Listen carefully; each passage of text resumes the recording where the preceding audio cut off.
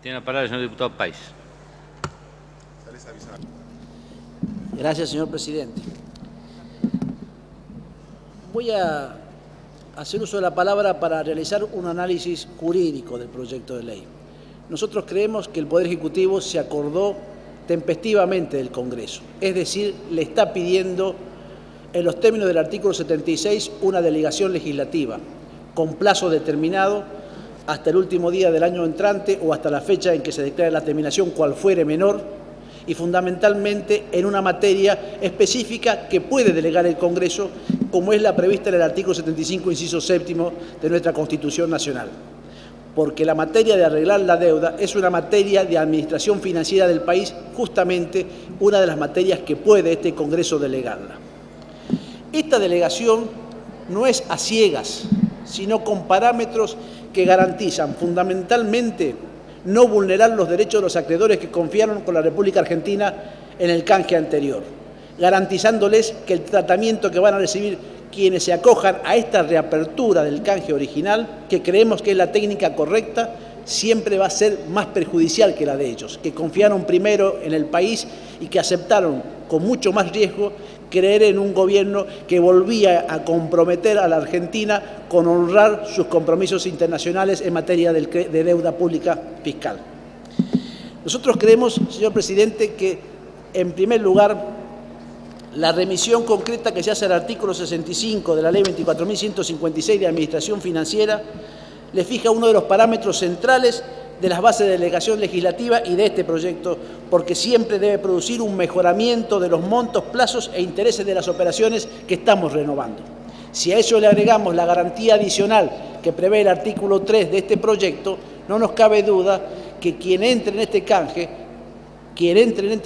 lo hará en condiciones menos ventajosas, porque es un imperativo legal, lo hará en condiciones menos ventajosas, sin perjuicio de lo cual implicará que la Argentina vuelve a capturar mayor parte de la deuda que sigue impaga y que realmente nos dificulta el acceso al crédito internacional y fundamentalmente terminar un proceso que ya fue exitoso pero que debe terminarse ingresando el resto de nuestros acreedores.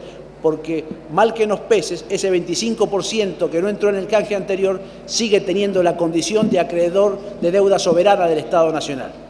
En función de ello, señor presidente, de las especiales garantías y características que tiene esta delegación legislativa es que entendemos que es perfectamente constitucional, que está garantizado los intereses superiores del Estado Nacional, no solo en cuanto a la normalización de pasivo de crédito de deuda soberana, sino fundamentalmente en cuanto al resguardo de la paridad de intereses con los acreedores que ya ingresaron en el canje, quienes no se van a ver frustrados por una actitud desleal de la República Argentina, sino por el contrario.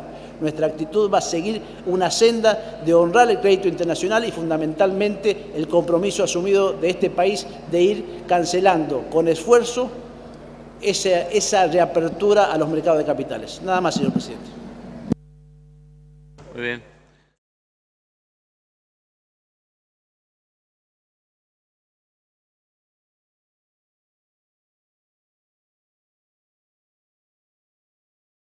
Tiene la palabra el diputado Páez. Gracias, señora presidenta. Quería intervenir brevemente para analizar este proyecto en una óptica muy precisa, que es la del instrumento que estamos votando. Este instrumento es una norma a incorporar en el Código Procesal Penal. Este instrumento no evita la eventual colisión de derechos humanos, incluso hasta el de no querer conocer la identidad y el de no someterse a la compulsión de pruebas de ADN.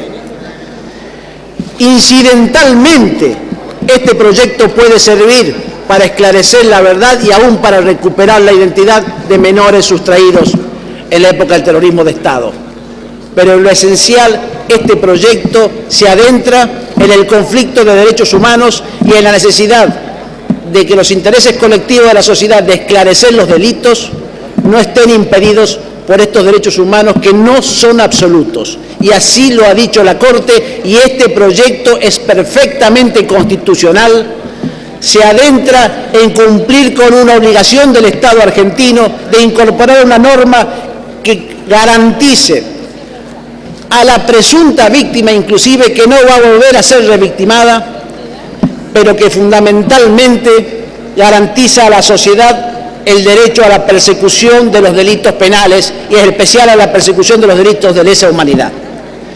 Con este criterio no podemos colocar derechos absolutos por sobre los derechos de la sociedad y por sobre las obligaciones de la sociedad. Esto nos lo manda nuestra Constitución, los tratados internacionales de derechos humanos que hoy son letra en nuestra Constitución también, y esto es lo que está revisando la propia Corte al leer los votos de los diferentes magistrados en las causas Prieto I y Prieto II, para simplificar. Por eso mismo, y analizando que estamos votando un instrumento del Código Procesal Penal, una herramienta del Estado para buscar la verdad y castigar los delitos, debemos ponderar que eventualmente alguno de buena fe, sobre pretexto de preservar los derechos humanos, está confundido, porque esta preservación del derecho humano, a no obtenerse una prueba compulsivamente, no puede enervar el derecho de la sociedad de un país soberano a buscar la verdad y a imprimir justicia. Y yo quiero decir que además esta norma, señora Presidente, se ajusta a los estándares internacionales.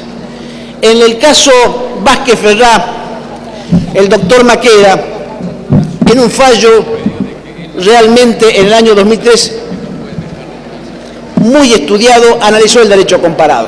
Y me voy a permitir, de las diferentes normas que analizó y que figuran en este fallo, a mencionar dos: el Código Procesal en lo penal alemán y fundamentalmente la Corte Constitucional de Italia.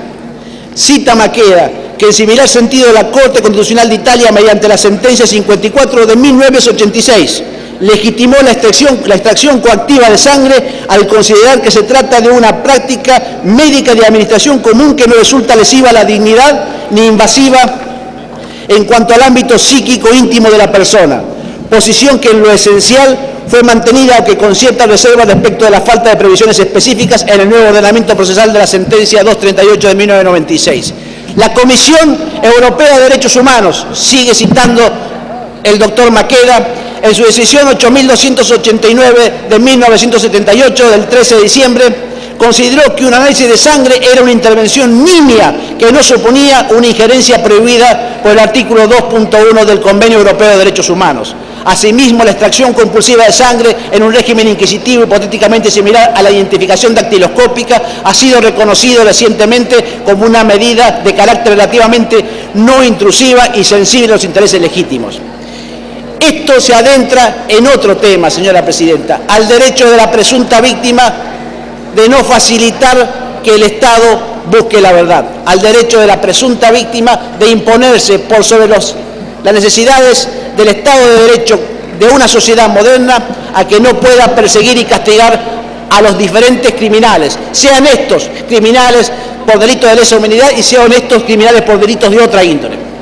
En este marco, por último, señora Presidenta, y para verificar que estos estándares que estamos logrando con este proyecto se ajustan a la más moderna legislación internacional, me voy a permitir leer una norma de un Código Procesal Penal, el artículo 197. Dice así, esta norma de un Código Procesal Penal de un país extranjero: exámenes corporales.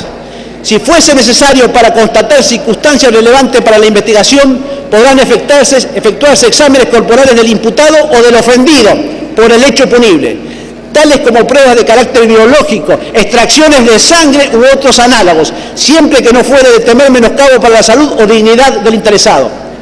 En caso de que fuera menester examinar al ofendido, el fiscal le solicitará que preste su consentimiento. De negarse, solicitará la correspondiente autorización del juez de garantía, exponiéndole las razones en que se hubiere fundado la negativa. Tratándose del imputado, el fiscal pedirá directamente la autorización judicial. El juez de garantía autorizará la práctica de la diligencia siempre que se cumplimenten las condiciones señaladas en el inciso primero. Esta norma, señora Presidente, es del Código Procedimiento Penal de la República de Chile, la Ley 19.696, sancionada durante el gobierno de Ricardo Lagos en el año 2003.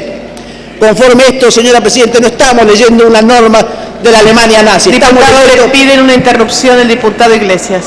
Termino y así puedo terminar mi interrupción, diputado.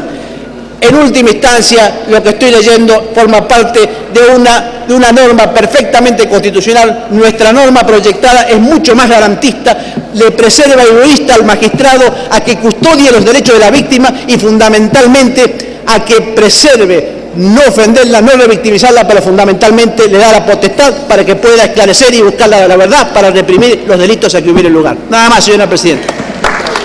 Gracias, diputado.